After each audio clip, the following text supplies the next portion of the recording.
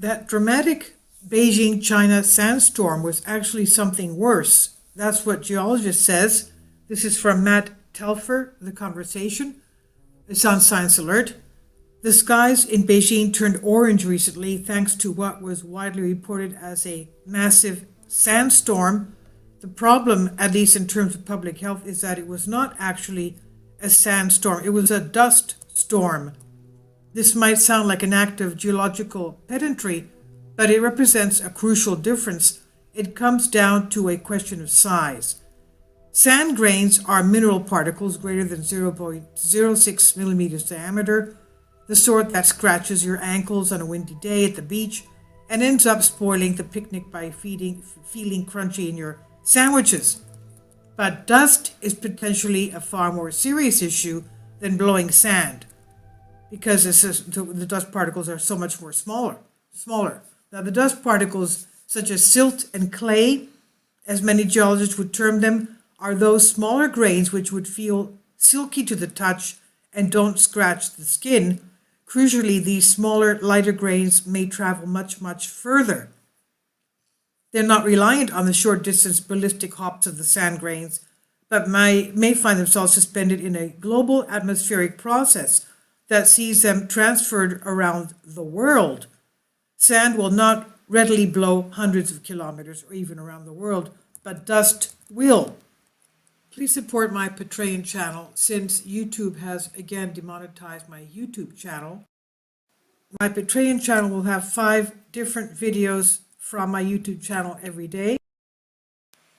Thank you so much for your support and that you find all my content so interesting. You'll find the Patreon account details in the description box below, such as the dust we get from Sahara, traveling not only into Europe, but also across the Atlantic into the eastern coast of the United States. Now, the grain size also matters, as the finer dust particles, those less than 10 micrometers, are especially less than 2.5 micrometers, are serious to human health. They're serious human health hazards, as they're small enough to be drawn deep into the human lungs. Dust storms in China have occurred since long before humans had a widespread impact on the landscape, and during the repeated ice ages of the past 2.6 million years, huge volumes of dust were generated by the advance and retreat of ice sheets, settling to form deposits known as loess. Over the millennia, these have accumulated to a thickness of up to 350 meters to form the Chinese Loess Plateau. That's about 1,000 feet in height, covering an area larger than France. The loess is rich in mineral nutrients and makes for productive agricultural soil. It's largely this farmland which is now being eroded again by the wind and recirculating as dust. So if we have seen such dramatic changes in the past, is the frequency of dust storms changing now? It's not wise to extrapolate from a single region such as China to the globe, as a pattern is complex and there's a lot of variability even within the region. There is actually a fair bit of evidence that dust storm frequency has decreased in China over the past few decades, and other studies suggested an increase in dust storms in some regions of China over the past few centuries. Globally, the picture is equally complex. Studies in Israel have suggested an increase in dust storms in the past 30 years, whereas other research has implied a reduction in frequency in other areas. Part human, part nature. So what is causing the present dust storms? Is that a purely natural process or a function of climate change? Or land mismanagement, perhaps? The answer is complex and probably includes a little bit of each of these factors. A recent study considered the combined role that different dynastic regimes and climate change have had on dust storm frequency in China over the past 2,000 years, and showed that an increase in dust storms coincided with both population increases and strengthened Asian monsoon circulation.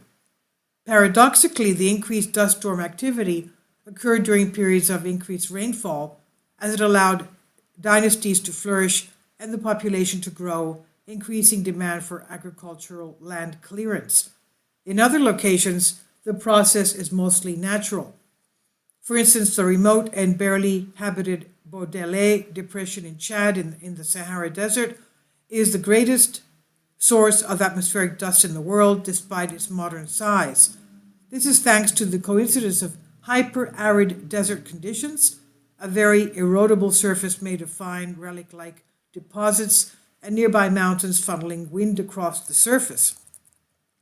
It seems on the face of it a relentlessly bleak picture of landscape erosion, loss of productivity, agricultural land, atmospheric pollution, and health impacts. Yet there is a final aspect of the story of dust storms.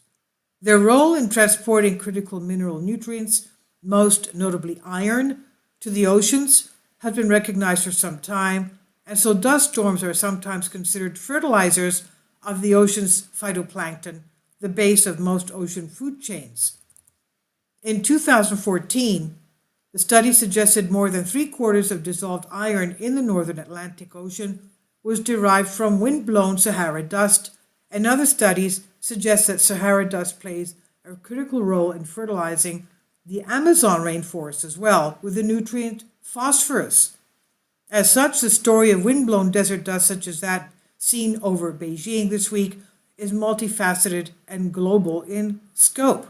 This is by Matt Telfer, Associate Professor of Physical Geography, University of Plymouth, and it is from The Conversation, republished under Creative Commons, of course, and this is on Science Alert. Thank you for your support.